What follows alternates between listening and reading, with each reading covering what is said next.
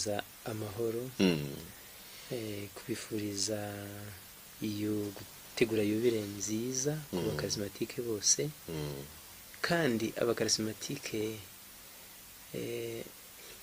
turabifuriza twese ko twese Musenyeri Smaragde yarabivuze uhoze ubyibutsa twese turabakarismatike nibyo namwe turabimenye nona yego karismatike ntabwo ari demode, ntabwo ari ibyahise. Renouveau karismatike ni komeza ibe renouveau, ibe renouveau. Ndibuka imyaka je nayimenye nayigiyemo, hari umuriro mwinshi, hari ibyishimo byinshi, twifuza ko muri kiliziya yacu byakomeza. Abantu bakibaza ngo hari nka ryari y'icyo Musenyeri muri myaka ya za 89 88 gukomeza kuzamuka, ariko na mbere yaho je ngo nari ntarabukuru, ariko twifuza ko kiliziya yacu ibe kiliziya irimo kuko ivugururwa, kiliziya ishyushye, kiliziya yizihiye abantu.